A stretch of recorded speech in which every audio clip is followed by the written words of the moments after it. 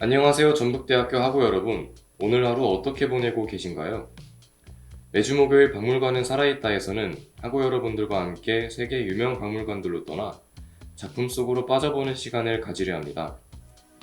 전 세계 사람들이 찾는 매력적인 박물관들, 그리고 예술작품 속 숨겨진 이야기들까지 저희와 함께 살아있는 박물관 속으로 떠나볼까요?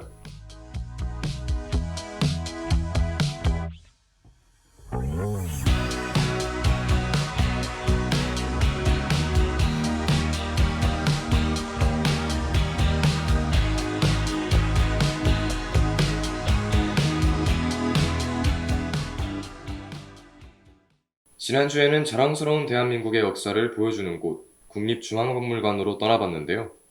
특별한 전시관들과 문화유산을 살펴보며 우리나라의 소중한 시간을 느껴봤습니다. 오늘은 우리나라와 조금 먼 곳으로 떠나볼까 하는데요. 세계에서 가장 작은 나라, 바로 이탈리아 로마에 위치한 바티칸 시국입니다. 겉으로 보면 로마의 일부 같지만 바티칸은 하나의 독립국가인데요.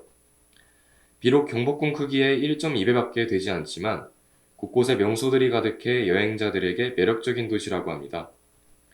무엇보다 바티칸은 르네상스와 바로크 시대를 대표하는 예술가들을 만날 수 있는 장소이기도 하죠. 바티칸에서는 어떤 작품과 박물관이 우리를 기다리고 있을지 궁금해집니다. 우리를 기다리는 흥미로운 이야기를 찾아 함께 떠나볼까요? 떠나기 전에 이 아이의 우린 어떠한 별보다 빛날 거야 듣고 오겠습니다. 바티칸 시국은 세상에서 가장 작은 독립국이자 가톨릭 신자들의 정신적인 수도인인데요. 교황이 살아있는 바티칸은 고대 로마 시대부터 이어져 온 깊은 역사와 이야기가 살아 숨쉬는 곳입니다. 그리고 그 깊은 역사와 이야기를 간직하고 있는 박물관이 바로 바티칸 박물관인데요. 단순히 하나의 박물관이 아니라 교황청이 수세기에 걸쳐 수집하고 보존해온 인류 최고의 작품들이 모여있는 곳입니다. 다른 박물관들과 달리 큰 박물관 안에 여러 개의 전시관과 작은 박물관들로 이루어져 있는데요. 라파엘로의 방, 이집트 박물관, 시스테나 예배당 등 총 7개의 공간으로 구성되어 있습니다. 바티칸 박물관은 고대 로마 시대의 유물부터 르네상스와 바로크 시대의 회화, 조각까지 그 종류가 다양한데요. 긴 시간의 역사를 보유하고 있는 바티칸 박물관, 그 시작을 살펴보면 우리는 500년 전으로 거슬러 올라가야 합니다. 1506년 어느 날 로마의 한 포도밭에서 조각상이 발견되었는데요. 그 조각상은 성직자 라오콘을 묘사하는 조각상이었습니다. 라오콘은 그리스 신화 속에서 고대 트로이 사람들에게 거대한 목마를 도시 안에 들이지 말라고 경고했는데요. 이 행동은 신들의 분노를 사 라오콘은 바다뱀에 휘감기며 죽음을 맞이하게 됩니다. 발견된 조각상은 라오콘이 바다뱀에 사로잡혀 고통스러워하는 순간을 생생하게 담고 있는데요.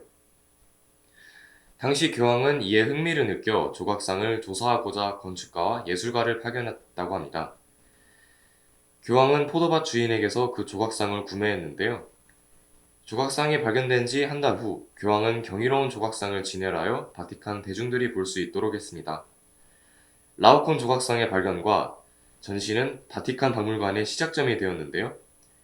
올해로 설립 519주년이 된 바티칸 박물관, 그 긴 시간을 지켜왔다니 정말 놀랍습니다. 그렇다면 또 어떤 작품들이 우리를 기다리고 있을지 궁금해지는데요. 우주의 베러앤베러 듣고 작품들을 만나보러 가보겠습니다. 첫 번째로 만나볼 작품은 라파엘로의 아테네 학당입니다. 라파엘로는 다빈치, 미켈란젤로와 함께 르네상스 3대 천재로 불리는 인물인데요.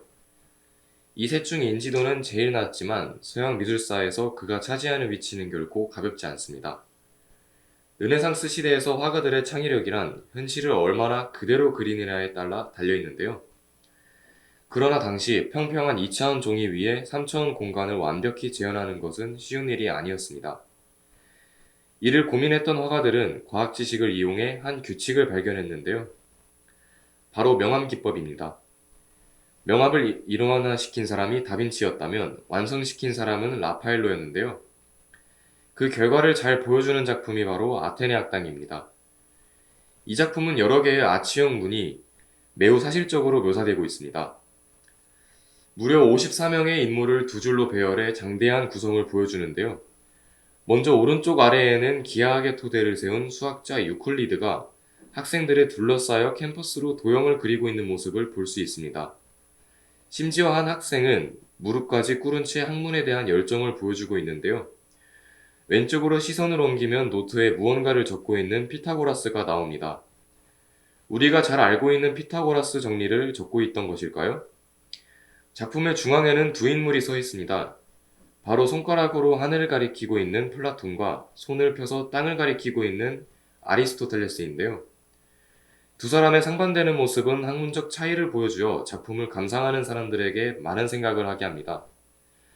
이성을 중시했던 플라톤, 그리고 현실을 중시했던 아리스토텔레스, 작품을 통해 현재까지 이어지는 철학적 논쟁에 관심을 가져보는 건 어떨까요? 노래 듣고 오셨습니다. 이번에는 르네상스 3대 천재 중 또 다른 인물인 미켈란젤로의 작품을 만나보려 하는데요. 성 베드로 대성전 내부에 전시된 미켈란젤로의 젊은 날이 담긴 조각상, 피에타입니다. 이 작품은 수없이 오마주되고 패러디될 만큼 유명한데요. 동정, 슬픔, 경건함을 의미하는 피에타는 가톨릭 미술의 주제 중 하나입니다. 또한 어머니인 성모 마리아가 죽은 아들 예수 그리스도를 보며 슬퍼하는 모습이나 당시의 감정을 주제로 하는 작품을 말하는데요. 다양한 피에타 작품이 있지만 가장 유명한 작품은 단연코 미켈란젤로의 피에타입니다. 미켈란젤로의 피에타가 가장 유명한 이유는 재료와 표현 방식이 독특하기 때문인데요. 고통을 얼마나 표현하는가를 중요하게 여겼던 기존의 작품들과는 달리 미켈란젤로의 피에타는 매끄러운 대리석으로 만들어져 평온한 모습을 하고 있습니다. 예수는 성모의 품에 편안히 누워있고 살짝 고개를 떨군 성모는 가만히 눈을 감고 있는데요. 이 조각상을 본 사람들은 그의 표현력에 놀란다고 합니다. 1499년 20대 초반의 작가가 작품을 세상에 공개했을 때도 반응은 폭발적이었는데요. 약 2m 크기의 피에타를 인간의 눈높이로 보았을 때 예수보다 큰 성모의 존재감과 예수의 늘어진 손밖에 보이지 않았습니다. 사람들은 주인공이 성모 아니냐며 수군거렸는데요. 미켈란젤로는 사람들의 반응에 한마디를 던졌습니다. 이 조각은 신에게 바치는 것이니 감히 인간의 시선으로 평가하지 말라. 이 말의 의미는 무엇이었을까요? 이 작품은 위에서 내려다보았을 때 그의 진정한 의도를 알 수 있습니다. 위에서 바라본, 즉 신의 관점으로 바라본 피에타의 주인공은 단 한 명, 예수였는데요. 사람들은 비로소 그의 의도를 이해할 수 있었습니다. 사실적인 인체 표현은 작품의 가치를 높여주는데요. 조각을 위해 젊음을 바쳤던 미켈란젤로, 그의 열정이 여러분에게 전해지길 바라며 노래 한 곡 듣고 다음 작품을 만나러 가보겠습니다.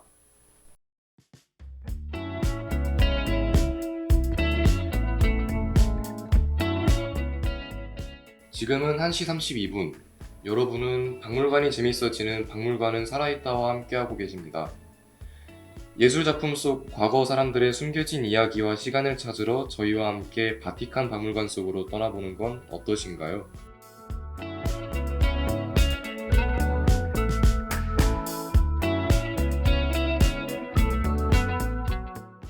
이번에 살펴볼 작품은 천지창조라는 이름으로 유명한 작품 아담의 창조입니다. 이 그림은 시스티나 성당 천장화의 일부인데요. 아담의 창조보다 천지창조라는 이름으로 잘 알려져 있습니다. 하지만 이는 잘못된 표현인데요. 일본에서 천장화를 천지창조로 번역한 것이 국내에도 너무 유명해져 천지창조라고 잘못 알려졌습니다. 천장화는 총 9개의 장면으로 구성되어 있는데요. 천지창조는 그중 첫 번째 그림의 명칭입니다. 아담의 창조는 네 번째에 있는데요.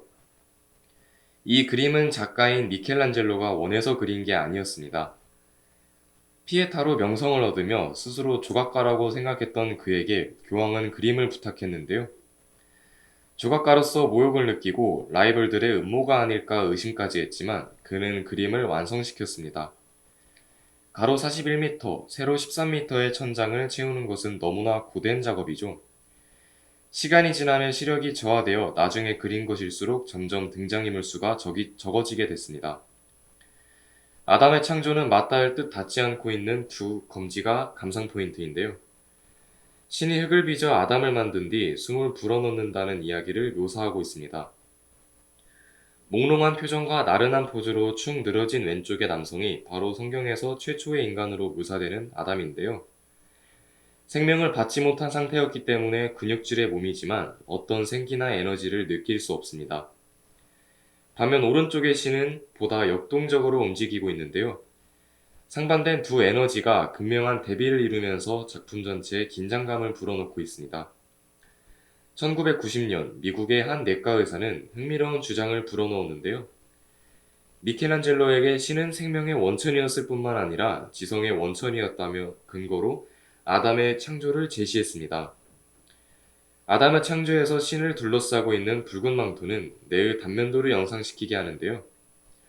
또한 신을 바치고 있는 천사의 다리는 다리뇌가 있는 자리입니다. 그 외에도 다양한 모습이 뇌의 구조와 닮아 있는데요. 이는 신이 아담을 창조하면서 신적 재능이라 할 수 있는 지능을 아담에게 부여한 것으로 해석됩니다. 물론 이러한 해석에는 그저 보고 싶은 대로 보고 찾고 싶은 대로 찾는다는 비판도 많죠. 하지만 해부학을 공부했던 미켈란젤로의 과거를 살펴보면 가능성이 있는 주장이기도 합니다. 여러분은 이 해석에 대해 어떻게 생각하시나요? 이 작품과 같은 위치에 엄청난 크기를 차지하는 그림이 존재한다고 하는데요. 크러쉬의 나빠 듣고 만나보러 가겠습니다. 노래 잘 듣고 오셨나요? 아담의 창조와 같은 곳에 위치한 이 작품은 미켈란젤로의 또 다른 작품인 최후의 심판입니다. 가로 13.7m, 세로 12m로 엄청난 크기의 이 작품은 무려 391명의 인물이 복잡하고 빼곡하게 채워져 있는데요. 최후의 심판은 종교적으로 수많은 상징과 미켈란젤로의 복수가 숨겨져 있는 작품입니다. 이 그림에 숨겨진 이야기를 살펴보려면 먼저 그가 이 그림을 왜 그리게 됐는지를 알아봐야 하는데요. 천정화를 그린 후 건강이 나빠진 그는 그림을 더 이상 그리지 않겠다고 다짐했습니다. 하지만 21년 후인 1533년 또다시 그림을 그리기 시작했는데요. 그 이유는 교황청의 권위를 세우고자 한 교황의 명령이 있었기 때문입니다. 강제로 그리기 시작한 그림과 작업을 방해하는 교회 고위성직자인 추기경의 압박에 화가 난 미켈란젤로는 이들을 향한 복수를 시작했는데요. 그는 교황을 직접 찾아가 그림이 완성되기 전까지는 누구도 출입할 수 없게 해달라고 했습니다. 교황은 부탁을 들어주었고 그림은 마침내 완성되었는데요. 작품을 보러 간 추기경은 경악을 금치 못했습니다. 바로 그림 속 인물들이 나체로 그려졌기 때문인데요. 그림을 본 성직자들은 충격을 받았고 교황청에 단체로 항의했습니다. 그러나 교황은 부탁을 들어주지 않았는데요. 그 이유는 부탁을 받아들인다면 자신에게 복수가 가해질까 무서웠기 때문입니다. 미켈란젤로는 추기경을 지옥의 사신으로 그렸는데요. 반면 교황은 중요한 인물로 그려넣었습니다. 그는 교황에 대한 복수는 하지 않았던 것일까요? 사실 그가 숨겨놓은 또 하나의 복수는 그림이 그려진 위치를 살펴보면 알 수 있습니다. 이 작품은 성당 안쪽 벽에 그려진 그림이죠. 그런데 성당 안 교황이 제단에 올라서는 위치를 잘 보면 어딘가 묘합니다. 교황이 미사를 마치고 뒤돌아서면 마치 지옥으로 들어가는 것처럼 보이는데요. 대놓고 지옥에 그리진 않았지만 그림의 위치를 통해 복수에 성공했습니다. 르네상스 회화를 대표하는 이 그림에는 화가의 복수심과 지친 마음 등 다양한 감정이 숨겨져 있는데요. 성경 속 다양한 인물을 통해 자신의 복수도 또 스스로에 대한 고민도 놓치지 않았던 미켈란젤로의 최후의 심판. 작품을 살펴보며 그의 마음을 헤아려 보는 건 어떨까요?